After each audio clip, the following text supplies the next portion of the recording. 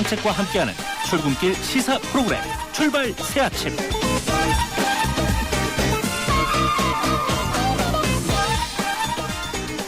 예, 저는 지금 출발 새아침 3부 순서 시작합니다. 예, 광고 하나 듣고 교통정보 듣겠습니다. 2013년 쉐보레가 국내와 글로벌에서 자체 판매 신기록을 달성했다는 놀라운 소식. 그리고 놀라운 혜택. 최대 3년 3.9% 할부 및 추가 할인. 말리부 캡티바 1.9% 할부에 최대 80만 원 특별 할인까지. 2014년에도 놀라움은 계속됩니다. 일부 차종 제외 2월 28일까지. Chevrolet, find new roads. 출발 새 아침 교통정보입니다. 서울 외곽순환고속도로 일산에서 판교 쪽으로 교통량이 많은 편인데요. 서운에서 송내, 조남에서 수암터널, 다시 하기에서 청계터널까지 모두 13km 구간 제속도 내지 못합니다. 영동고속도로 강릉 쪽으로도 서창과 월곶 사이로 3km 구간 밀리고 있고요. 이후로 동수원 부근 2차로에는 낙하물 덮개가, 그리고 반대 인천 쪽으로도 군자요금소 1차로에도 낙하물 타이어가 떨어져 있으니까 모두 차로 변경에만 주의하시기 바랍니다. 과천에서 양재동 쪽으로 진입하는 길 309번 지방도는 상하벌 지하차도부터 밀리기 시작해서 이어지는 우면산길이 선안나들로 쪽으로 쭉 밀리고 있고요. 과천에서 사당 쪽으로는 동작대로가 사당역에서 경문고등학교 쪽으로 계속해서 차간 거리를 좁힙니다. 남부순환로는 낙성대역부터 사당고가차도 쪽으로 차량 밀리고 있고요. 강변북로 올림픽대로 모두 강동 쪽으로 가는데 여의도권에서 정체가 이어지고 있는데 특히 올림픽대로 하남 쪽으로 여의 2교 부근 2차로에는 계속해서 고장난 화물차가 서 있으니까 주의하시기 바랍니다. 출발 새 아침 교통정보였습니다.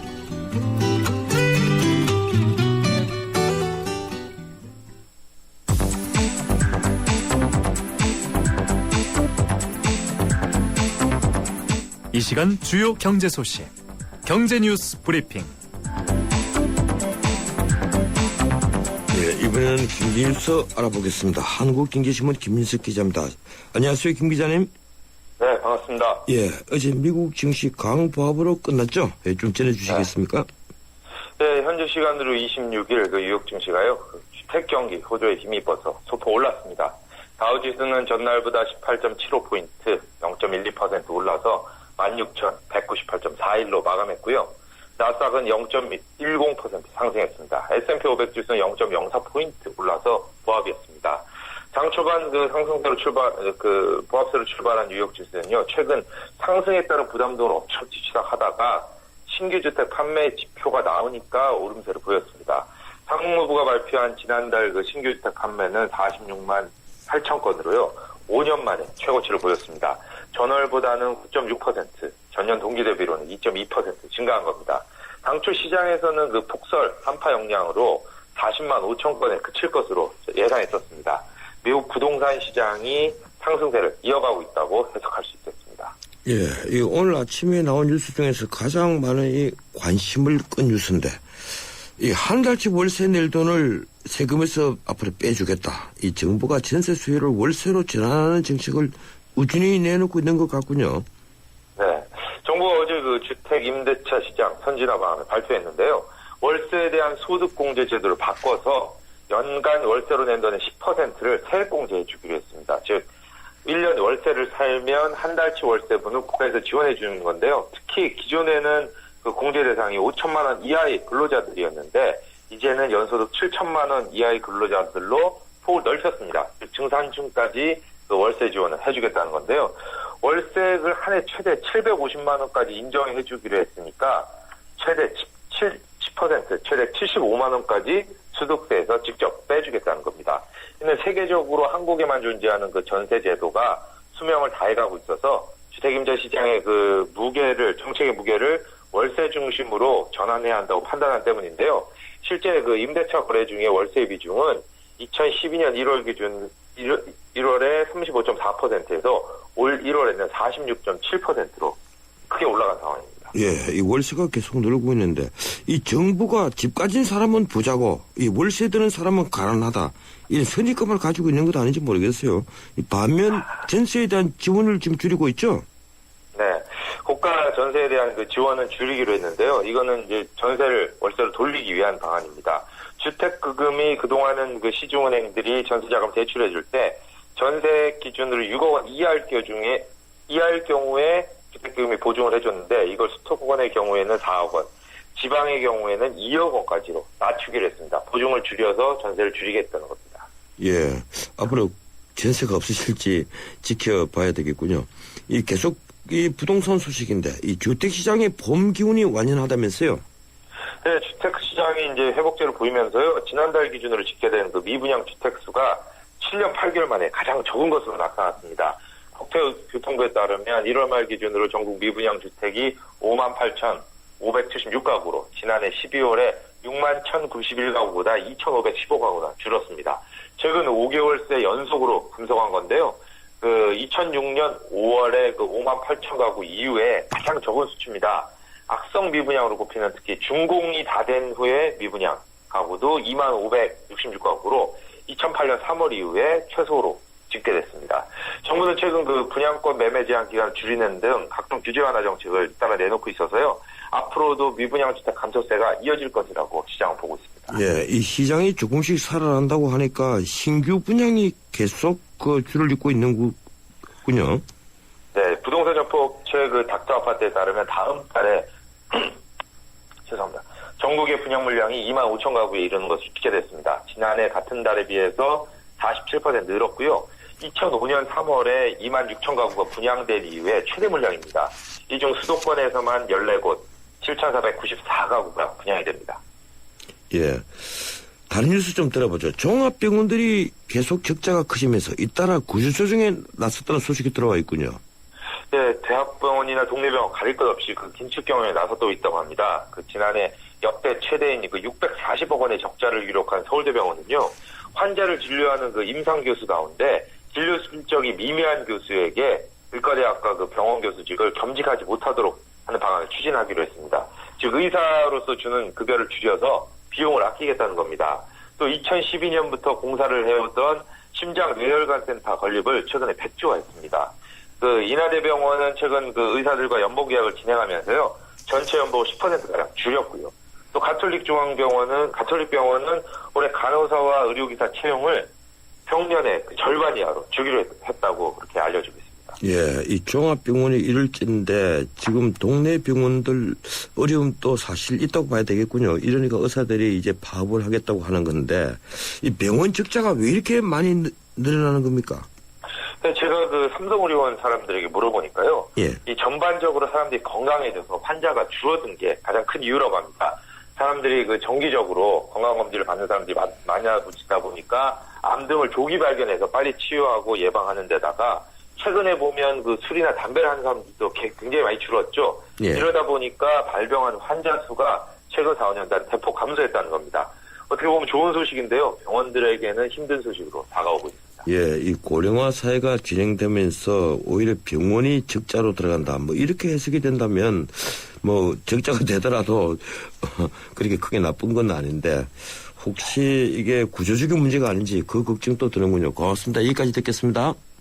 네, 감사합니다. 예, 지금까지 한국경제신문 김민석 기자였습니다.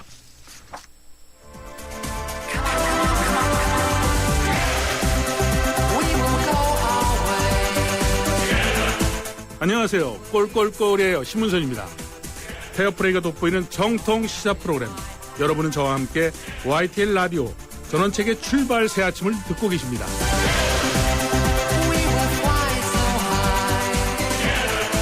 스포츠 팬들에게 올해 2014년은 그야말로 행복한 한 해입니다. 얼마 전 소치 겨울올림픽으로 온 국민이 스포츠의 향연에 푹 빠졌다면 석 달 뒤 6월에는 전 세계가 열광하는 빅이벤트 월드컵이 기다리고 있습니다. 비단 축구 팬들이 아니라도 잠 못 이루는 축구 전쟁이 펼쳐지는 겁니다. 브라질 월드컵 오늘로서 꼭 107일 남았습니다. 우리 대표팀을 응원하는 붉은 악마는 대표팀의 사기를 북돋우기 위해 새 응원곡을 내놨습니다. 총 8곡이 실린 이번 앨범에서 과연 어떤 곡이 축구 팬들과 국민들의 사랑을 받게 될지 벌써부터 주목됩니다. 또 하나의 대표팀이라고 부를 수 있겠죠. 붉은 악마. 월드컵 응원 준비는 어떻게 하고 있는지 들어보겠습니다. 붉은 악마 반호용 의장 전화로 연결되어 있습니다. 반 회장님 안녕하세요. 네, 안녕하십니까. 예, 우리 국민을 대표하는 또 하나의 대표팀이라고 제가 부르는데, 사실 이 붉은 악마의 그 유니폼부터 전 세계 주목거리가 되고 있습니다. 예, 어제 보도를 통해서 2014년 브라질 월드컵 공식 응원가가 소개가 되는데요. 다음 네. 달 12일 정식 발매한다고 들었습니다. 이번 앨범에 어떤 가수들이 참여하고 어떤 곡들이 수록됐습니까? 이번에 어제 저희가 공개적으로 이렇게 녹음을 했는데요. 예. 참여한 가수들은 뭐 에일리, 그 다음에 킵합하고 윤영빈, 예. 그 다음에 AOA, 타이니지, 딕펑스, 트랜스픽션, 브로큰 발렌타인, 울랄라 세션, 걸스데이 미나가 이렇게 참여하게 되었습니다. 예, 주로 이 젊은 그룹들이군요. 근데 그 윤영빈 씨라면 개그맨 아닙니까? 네, 맞습니다. 예, 개그맨 윤영빈 씨가 아주 인상적이네요. 어떻게 앨범에 참여하게 된 겁니까? 안 그래도 본인이 좀 참여하겠다고 얘기를 해서, 예. 그 앨범에 참여했다고 저도 알고 있는데요. 얼마 전에 다 아시다시피 또, 좋은 경기도 보여줬고, 윤영빈 씨는 저희하고 또 남아공 월드컵 때도 같이, 다녀왔었거든요. 아, 그랬군요. 예. 예. 이번에 그 발표하는 공식 응원가 앨범이 5번째라고 들었습니다. 이 기존에 발매된 응원가 혹시 다른 게 있습니까? 저희가 매년이 아니라 매 월드컵 때마다 예. 아마 98 프랑스 월드컵 때부터 저희가 이렇게 앨범을 이렇게, 발매를 하고 있는데요. 예. 그때 다 이제 또 특징은 다 있습니다. 이번에는 좀 더 대중적이고 좀 친근하게 만들어서, 전 국민이 좀 쉽게 따라 부르고 함께 이렇게 노래할 수 있는 그런 부분에 좀 더 신경을 썼습니다. 예, 저는 이게 붉은 악마가 이게 무슨 돈으로 움직이나 했더니만 이 광고도 하고 그리고 이 앨범도 만들어내고 나름대로 열심히 노력을 해서 또 수입을 마련하는군요. 네. 예, 오늘로 브라질 월드컵이 꼭 100일 남았는데 응원 준비 어느 정도로 진행됐습니까? 일단 국내와 저희가 원정 가는 2가지 큰 행태로 준비를 하고 있고요. 예. 이제 3월 5일 날이 되면 D-100일이 됩니다. 그때를 이제, 맞춰서, 이번에 이제 발표하는 이 곡들을, 서울시청 광장에서 저희가 이제, 공개를 할 예정이고요. 예. 그리고 이제, 서울시청을 비롯해서 각 지역마다 길거리 응원 준비하고 있습니다. 그리고 브라질 월드컵에 그 원정을 갈 수 있는 원정단도 지금 준비하고 있고요. 예. 그래서 2월 초에 저희가 브라질에 직접 한 13일간 답사를 다녀왔습니다. 그래서 지금 전반적으로 준비를 계속 하고 있는 중입니다. 예. 이 국내 거리 응원도 준비하고 또 브라질 이 원정팀 예, 또 준비를 하는데 예, 브라질 원정팀 몇 사람 정도 가는 겁니까? 지금 일정이라든지 이런 완전 확정 단계가 아니라서 예. 아마 3월 초 정도 되면 저희가 전반적인 일정이라든지 원정 비용이라든지 이게 확정이 되고요. 예. 3월 초부터 이제 저희 회원들 통해서 신청을 받게 됩니다. 그래서 최대 200명에서 한 150명 정도 선까지 지금 원정단을 꾸릴 예정입니다. 그래도 큰 숫자는 아닌데 네. 어떻게 좀 예, 전 세계가 주목하는 응원이 됐으면 합니다. 예, 어떻든 2002년 월드컵 때부터 이 붉은 악마들이 보여준 응원은 정말 대단했습니다. 이 경기장 응원뿐 아니라 이 길거리 응원, 이 전 세계에 이 전파된 응원이죠. 이번에 어떤 퍼포먼스를 계획하고 있습니까? 일단은 저희가 어떤 퍼포먼스를 보여주기 위한 어떤 그런 부분보다는 예. 같이 함께 할 수 있는 그런 부분을 우선적으로 생각하고 있고요. 예. 이번 브라질 월드컵 같은 경우에는 현지에서 브라질 한인회와 이렇게 주변 그 남미 쪽에 있는 다른 한인회하고 연계해서 경기장에서 함께 지금 응원하는 부분을 다 준비하고 있고요. 국내 길거리 응원도 기존에 했던 거와는 크게 차이는 없습니다. 이번에 새로 나온 곡들을 이용해서 예. 최대한 많은 분들이 함께 즐길 수 있는 그런 분위기를 만들 생각입니다. 아, 그렇군요. 지금 응원 연습은 어디에 모여서 하십니까? 저희는 따로 모여서 응원 연습 같은 걸 하진 않고요. 예.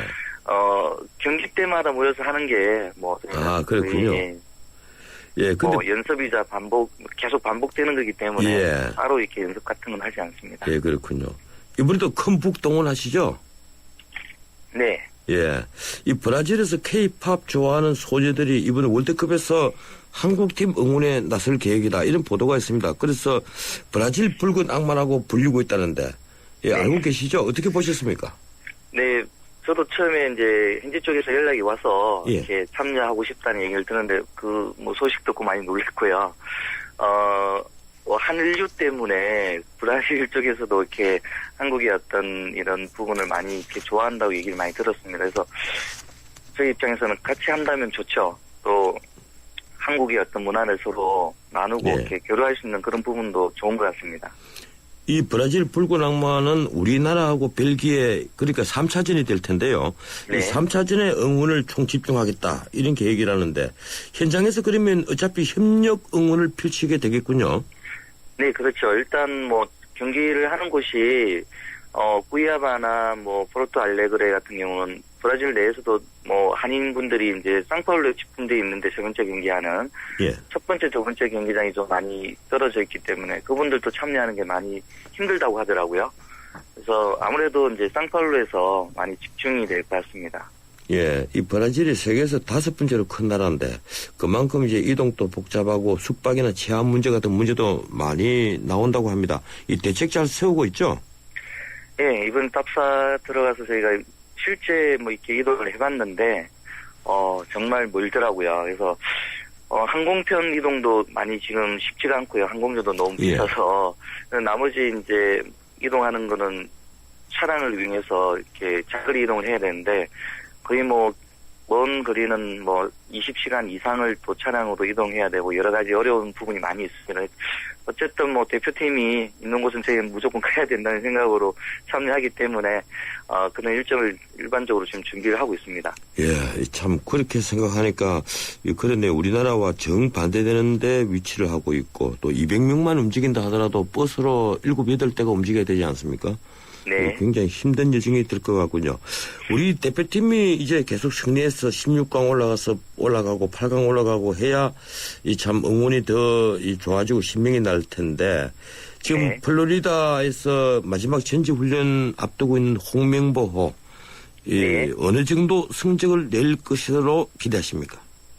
뭐 축구 팬의 입장이라면 또 우리 국민이라면 당연히 좋은 성적을 내는 걸 뭐 이렇게 기대를 하실 텐데요. 저는 개인적으로 뭐 이번 월드컵에 한 8강 정도를 기대하고 있고요. 예.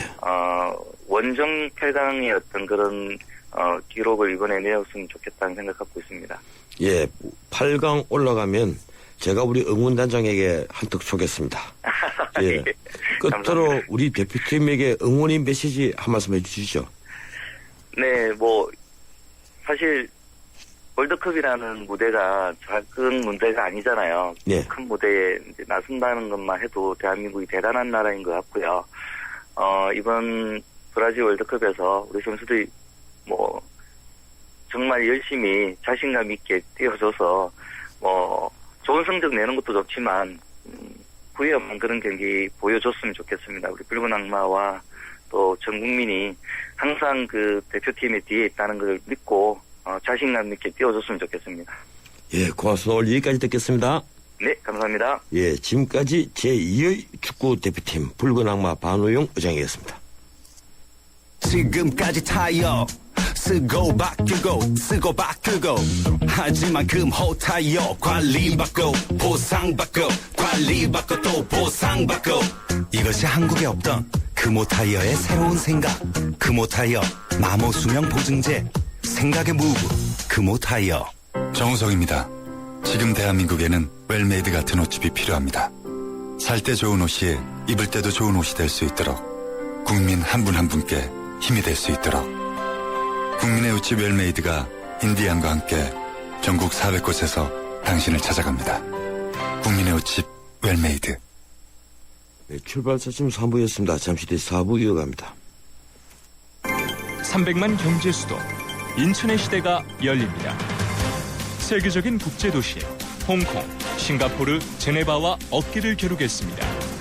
2014년 9월 19일 45억 아시아인의 나눔과 화합의 대축전 인천 아시안게임이 펼쳐집니다. 45개국 아시아인의 꿈과 감동의 제전 아시아의 새로운 미래가 열립니다. 2014 인천 아시안게임과 장애인 아시안게임을 나눔과 배려, 공감이 있는 아시아인의 축제로 모두가 행복한 인천, 시민과 함께 만들겠습니다. 전국적으로 조류 인플루엔자가 번지고 있습니다. 닭과 오리 등을 통해 직접 전염되기도 하지만 사람을 통해서 또 운반 차량을 통해서 전염이 되기도 하는데요. 가급적 농장 출입을 자제해 주시고 출입을 할 때는 반드시 소독을 철저히 해주시기 바랍니다.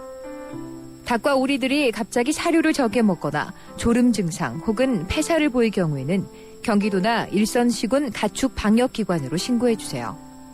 방역을 위해 출입 차단과 이동 제한 등의 불편이 있겠지만 추가 확산을 막기 위한 것이니 적극 협조해 주시기 바랍니다.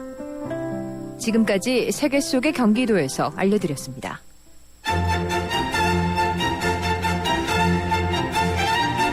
출근길 정통 시사 라디오 프로그램 YTN 라디오 전원책의 출발 새 아침.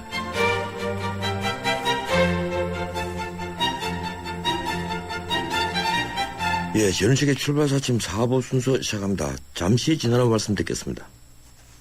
장동건, 바이오의 효과를 경험하다. 피부가 맑다, 투명하다. 남자들은 잘 와닿지 않죠.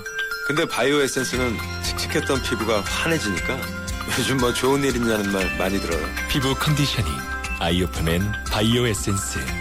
피부만 좋아져도 남자는 확 달라 보여요. 눈부신 광채 피부 그 이상. 새로 나온 블루밍 에센스. SK2의 새로운 발견. 피부 내면의 촘촘히 빛을 채워 활짝 피어나는 피부. 경험하세요. 새로운 블루밍 스킨 SK2. 2013년 쉐보레가 국내와 글로벌에서 자체 판매 신기록을 달성했다는 놀라운 소식. 그리고 놀라운 혜택. 최대 3년 3.9% 할부 및 추가 할인. 말리부 캡티바 1.9% 할부에 최대 80만 원 특별 할인까지. 2014년에도 놀라움은 계속됩니다. 일부 차종 제외 2월 28일까지. Chevrolet, find new roads. 세배라오. 광대역 LTA는 LTE보다 3배 더 넓어져. 빠빠빠 빨라졌네. 광대역 LTA 3배 시대 개막. 광대역 LTA 올레 3월 상용화 예정. 우리 사회를 달구는 뜨거운 이슈를 추적합니다. 출발 새 아침 이슈 포커. 매주 목요일 마련하는 이슈 포커스 시간입니다. 한 주간의 주요 이슈를 전문가와 함께 심도 있게 짚어보는 시간이죠. 지난주에도 참 많은 일들이 있었습니다. 정치, 경제 이슈는 말할 것도 없고 이 소치 겨울올림픽도 주요 관심사였습니다. 그리고 무엇보다도 3년 4개월 만에 남북 이산가족 상봉이 있었습니다. 또 박근혜 정부 출범 1년을 맞아서 박 대통령이 통일준비위원회 설치를 천명하고 남북관계와 통일이 주요 이슈로 떠오른 한 주였습니다.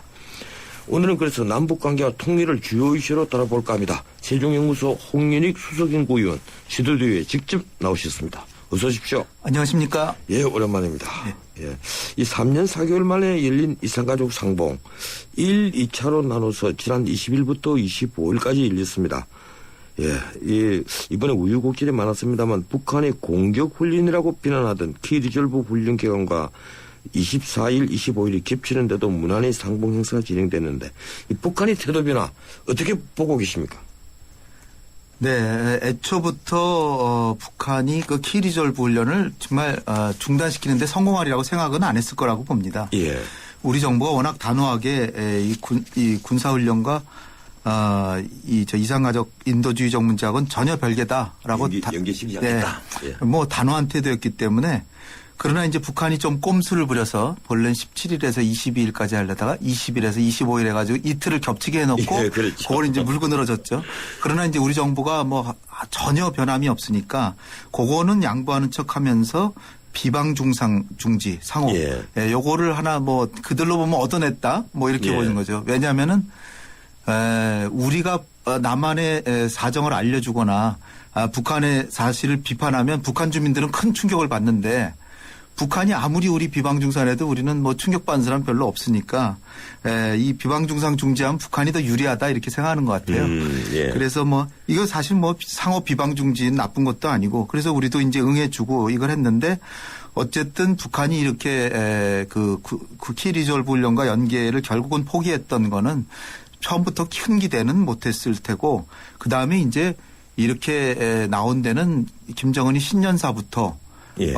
이 남북관계 개선을 위해서 금년엔 적극 노력하겠다 이렇게 얘기를 했거든요. 그 유화적 태도가 계속 나왔단 말이에요. 네. 그러니까 예. 김정은이 신년사에서 적극 노력하겠다라 그랬어요. 그 표현을 잘 강조를 안 하시는데 금년에는 남북관계 개선을 위해서 적극 그 김정은이 그 북한에서 굉장히 신적인 존재인데 그 적극 노력하겠다. 저도 그 적극이라는 단어를 관심 있게 생각 안 했는데 그렇군요. 네. 그냥 뭐 분위기 조성, 남북관계 개선 분위기 조성만 강조하는데 적극 노력하겠다고 일단 했고 그다음에 최고기관인 국방위원회에서 계속 중대 제안이란 걸 해서 우리가 또 뭐 말로는 못 믿겠다 행동으로 하라 그러니까 노동신문 일면에 그냥 아주 그냥 굉장히 큰 기사로 그걸 전문을 밝히고 이렇게 해서 계속 우리는 진정성이 있다 이렇게 해왔기 때문에 일단 관성의 법칙이 있죠. 자기네들이 하겠다 그랬으니까 조금은 나가봐야죠. 그러니까 뭐 이걸 큰 선심 썼다 보기보다는 일단은 김정은의 의지가 있다는 거는 조금은 확인이 됐고요. 또 하나는 내외의 사정이 북한이 녹록지 않다. 장성택 처형 이후에 북한 내부 수습이 시급하고 그다음에 장성택이 친중파의 거두기 때문에 중국에서 굉장히 지금 아주 김정은에 대해서 화가 많이 나 있죠. 그래서 중국이 바라는 걸 좀 해줘야 되겠다. 그래서 이 대남 대화제의 이런 걸 계속하는 측면이 있고 또 시진핑이 올 상반기 한 5, 6월쯤에 서울에 옵니다. 작년에 박근혜 대통령하고 시진핑과의 관계가 굉장히 좋게 이제 만들어 놨고 한중 관계가 계속 이명박 정부 때보다 훨씬 좋아졌는데 또다시 박근혜 대통령하고 시진핑이 만나서 무슨 얘기를 할까 걱정이 태산 같죠. 김정은은. 그래서 올 봄에 베이징을 가려고 그러는데 그러려면은 중국이 바라는 대로 뭔가를 해줘야 되는데 그게 이상가적 상봉이었다 저는 보는 겁니다. 지금 북한이 그 신년부터 유화적 태도로 나오고 또 그리고 이른바 중대 제안이라는 걸 하면서 이 비방 중지 뭐 나머지 두 개는 늘 하던 얘기 아닙니까? 이 뭐 남한에서 행복이 철수해라라든지 늘 하던 얘기고 결국은 이 비방 중지 말씀하신 대로 이거 하나 이제 자신들이 얻어냈다고 할지 모르겠는데 이런 이 태도 변화에 있어서 이 원인까지도 좀 짚어주셨는데 또 한편 이런 게 있는 것 같아요. 이 북한이 최근에 물론 일각의 얘기입니다만은 이런 태도 변화는 그동안에 북한이 다시 열고 싶어 하는 육자회담 이걸 개최하기 위한 것 아니겠느냐. 자신들이 핵 경제 병준문을 내걸고 있는데 지금 경제 문제가 딱 막혀버렸단 말이에요. 이러니까 육자회담을 열게 됨으로써 유엔 안보리 제재도 완화시키고 또 중국의 태도 말씀하신 대로 그걸 좀 유화적으로 만들어서 자신들이 순통을 좀 틔우려 하는 것 아니겠냐. 이런 관측이 있더라고요. 어떻게 생각하십니까? 그렇죠. 일단 말씀하신 것 중에 육자회담 재개가 북한의 목표라기보다는 육자회담 재개를 통해서 외교적 고립을 탈피하고 제재를 벗어나자 뭐 이런 건데 사실은 육자회담이 돼도 조금 북한에 대한 압박의 압박의 정도가 심리적으로 낮아질지 몰라도 뭐 육자회담 재개됐으니까 안보리 제재를 바로 완화한다 이건 전혀 아니거든요. 그렇죠. 전혀 아니고 육자회담은 궁극적인 목표가 한반도 비핵화기 때문에 핵을 포기하기 위해서 하는 거거든요. 그러니까 육자회담 재개는 하나의 정책 수단으로서 그들이 이제 생각하는 거고요. 그러니까 지금 북한이 하는 태도는 육자회담은 아무 전제 조건 없이 나간다. 요게 중요하죠. 북한으로서는. 근데 이제 한국이나 미국이나 일본은 그동안에 10년 넘게 회담을 해왔는데 계속 뭐 빠져나가고 어기고 다시 원위치도 안 하고 다시 회담을 하고 그러니까 그러면은 그 회담의 약속을 깨고 나갔으면 원위치로는 돌아와서 회담을 해야 되는 거 아니냐. 그 원위치가 핵 프로그램 중단하고 IAEA 4차단이 복귀해서 그걸 보고 핵과 미사일 모라토리엄도 하고 그다음에 이제 비핵화가 지금 북한의 헌법에다가 아예 핵보유국 다 못 바꿨고 그랬으니까 궁극적으로 협상을 해서 비핵화할 용의를 보여야 된다. 그거를 김정은이 직접 입으로 말해라. 맨날 그 뭐 아버지의 뭐 저 그 유산이니 뭐 이런 식으로 하지 말고 그리고 또 회담이 되면 단기간에 핵 폐기의 일정을 만들어서 그것을 성의 있게 할 수 있다는 것을 뭔가를 보여달라 이런 겁니다. 근데 그걸 아무것도 안 하고 북한이 나오겠다 이러니까 한국이나 이제 미국으로서는 받아들일 수 없는 거고 여기서 은근히 중국은 북한의 입장을 좀 두둔하는 거죠. 그러니까 이제 미국은 적극적으로 중국에 대해서 압박을 해가지고 북한이 선행 조치를 안 하고 육자회담에 안 나오면 중국한테도 이럴 거 없다. 계속 압박을 이제 가하는 좀 형국이고요. 그러니까 북한으로서는 지금 필요한 게 장성택 처형 이후에 김정은은 자나깨나 자기 정권 유지만 생각하는 거거든요. 정권 유지를 위해서는 지금 핵만 가지고는 정권이 유지가 안 되겠다. 그래서 민생을 살려야 되는데 살리려고 하다 보니까 뭐 농업도 좀 개혁해보고 그 다음에 이제 그 경제개발구도 13개 지정하고 신의주도 특구로 지정하고 그 투자를 유치해야 되는데 투자가 하나도 안 들어온단 말이죠. 그런데 원인을 분석해 보니까 남북 관계가 안 좋고 육자회담도 안 되고 그러니까 북한을 믿지 못하니까 아무도 투자를 안 하고 북중 관계조차 나빠졌다. 이러니까 중국이 간절히 바라는 육자회담 의장국으로서 중국이 간절히 바라는 육자회담에 좀 더 나가겠다는 의사는 보이지만 그렇다고 해서 핵을 포기할 수는 없으니까 핵은 계속 가져가면서도 육자회담을 하자. 이런 거기 때문에 거기서 지금 아직까지 육자회담 재개가 좀 어려운 상황이 있는 것이 아닌가. 방금 우리 홍 박사께서 은근히 중국이 북한 편을 든다. 이제 이런 말씀을 하셨는데 그동안에 이제 우다웨이 그 육자회담 중국 대표 그리고 미국 글렌 데이비스 그 미국 대표 이 두 사람의 물밑 접촉이 그 우리 언론에도 상당 부분 노출이 많이 됐단 말이에요. 우다이가 미국 건너가기도 하고 또 글렌 데이비스가 우리 서울을 거쳐서 북경에 가기도 하고 그런데 사실 지금까지 한미 양국은 아까 말씀하신 대로 북한이 이제 비핵화에 대한 어떤 가시적인 조치, 태도 변화 이것을 그 조건으로 걸지 않았습니까? 근데 지금까지 어떤 다른 특별한 변화도 없는데 이 우다웨이가 상당한 이 장인 장성택 채용되기 전까지만 하더라도 뭐 통로가 만들어지고 있다. 육자회담 자신 있다. 이런 얘기를 공공연히 할 정도로 뭔가 물밑 거래가 있어 보이는데 그것을 어떻게 보고 계십니까? 네. 사실은 작년 11월 달에 육자회담이 거의 재개될 뻔했었죠.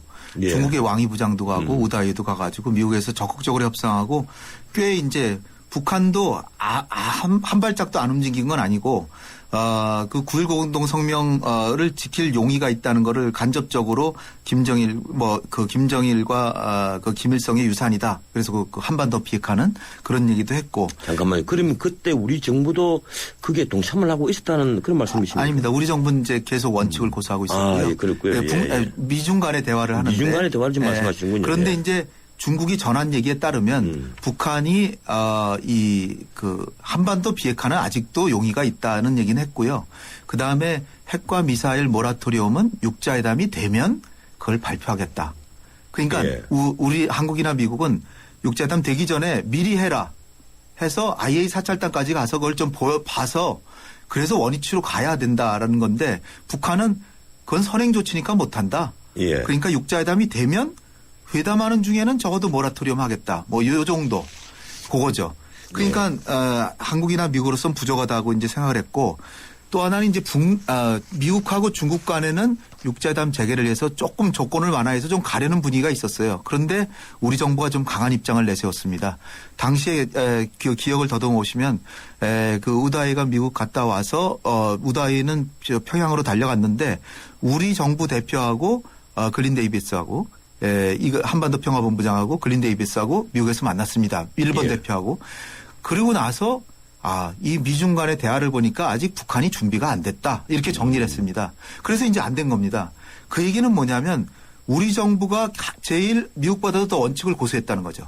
이거 가지고는 부족하다. 우리가 만족할 만한 선행 조치가 다 돼야 된다. 이렇게 했던 거거든요. 그러니까 북한의 입장으로서는 육자회담이 안 된 거는 결국은 한국 때문이라고 생각할 수 있어요. 그러니까 한국을 치고 나온 것일 수도 있는 겁니다. 지금. 그러니까 지금 또다시 이 수순을 보면 육자회담 재개 분위기를 김정은이 갖춰서 베이징을 김정은이 이제 가서 시진핑을 만나고 싶은데 그러려니까 육자회담 재개를 해서 많은 행동을 하기 싫은데 한국이 제일 반대를 많이 하니까 한국의 입장을 좀 부드럽게 해줘야 되겠다. 그러니까 이산가족 상봉도 하고 남북관계 개선을 통해서 육자회담으로 가서 베이징으로 가자. 김정은이 생각은 그런 것 같습니다. 예, 이제 큰 카테고리에 대해서 이 박사님의 구체적인 설명을 다 들었고 이제 좀 세부적인 데 대해서 좀 짧게 제가 의견을 좀 듣겠습니다. 이번에 그 북측이 고위급 접촉을 제안하면서 청와대하고 직거래하자고 나왔지 않습니까? 네. 그 북한의 의도가 어디에 있다고 보십니까? 여러 가지 상황을 볼 수 있는데요. 예. 역시 지금 한국의 권력이 지금 청와대에 집중돼 있고 통일부랑 얘기해봐야 통일부를 북한에서 가만히 보면은 이거 뭐 국방부인지 통일부인지 알 수가 없다 이런 생각을 하는 것 같아요. 이명박 정부 때도 그랬죠. 예, 과거 정동영 그 장관이 있을 때처럼 뭐 그렇죠. 직접 청와대의 의사가 전달되는 것 같지도 않고. 그때 통일부가 아니잖아요. 예. 그래서 북한의 입장에서는 직접 그 한 단계 거치지 말고 자기네도 통전부에서 원동현이 자기 김정은이한테 직접 보고도 하니까 뭐 김양건한테 물론 먼저 하겠죠. 그런데 직통 라인이니까 한국에서도 대표 선수가 나와라 뭐 이런 건데요. 사실은 우리가 원칙에 따르면 통일부가 나가야죠. 그런데 이제 우리도 청와대에서 이 국가안보실이 사실 그 외교안보 통일의 사령탑 역할을 하고 있으니까 그래 요번에는 신속하게 이산가족 빨리 타결해야 되니까 우리가 나간다. 나간 것 같습니다. 제가 볼 때는 추후에는 통일부를 내보는 게 좋지 않을까 이거 보이고요. 아까 말씀드리다 말한 거는 통일부는 통일부 역할을 하고 국방부는 한 채 빈틈없는 안보태세를 하고 통일부는 대화하는 데는 통일부가 계속 대화하자고 그러고 전 그랬으면 좋겠어요. 근데 언제부터인가 한국 정부는 한 목소리 해야 된다라 그래서 전부 그 통일부 대변이나 그 국방부 대변이나 똑같은 목소리를 내는데 저는 오히려 각각의 목소리를 내서 시너지 효과를 내는 게 더 좋지 않을까. 그리고 정책의 실질적인 조율은 청와대에서 하고 이게 더 우리가 더 효율적인 대북 정책이 아닐까 저는 봅니다. 예, 그 점은 저도 우리 홍 박사님 말씀에 상당 부분 동의를 합니다. 이 통일부, 국방부, 심지어 국정원, NSC까지 전부 다 발언들이 뭐 서로 막 먼저 하려고 하는 그런 모양새까지 비추기 때문에 이 북한이 어떻게 이를 받아들일까 하는 생각도 들더라고요. 예, 어쨌든 이제 그동안에 우리가 개성공단 국제화 이걸 이제 박근혜 정부 들어와서도 꾸준히 추진하면서 또 이번에 금강산 관광 재개 이거 어차피 또 북한이 들고 나올 것 같은데 결국 5.24 조치 해제 문제가 다시 논의되지 않겠습니까? 그렇죠. 예, 어떻게 판단하고 계십니까? 예, 5.24 조치도 이제 시간이 많이 흘러서 남한 내부에서 뜨거운 감자는 아니고 새누리당 의원들조차도 상당수가 5.24 조치를 완화하거나 해제하는 게 오히려 긴 민족의 장래를 위해서 이제는 때가 된 거 아니냐 이런 얘기들이 나오고 있거든요. 5.24 조치 해제하자 그러면 뭐 친북으로 몰리던 지금 상황은 아닌 것 같고요. 여당 측에서도 이런 얘기가 나오고 있으니까 그러나 이제 우리 정부가 그 원칙을 버릴 수는 없는 거기 때문에 제가 볼 때는 이 수순이 고위급 접촉 같은 걸 해서 일부는 뭐 비공개로 하더라도 이를테면은 5.24 조치 해제하려면 천안함에 대해서 뭔가의 정리가 있어야 되거든요. 그럼 북한이 제가 지금 상황에서 보기에는 우리가 했다라고 인정하기는 쉽지는 않을 것 같아요.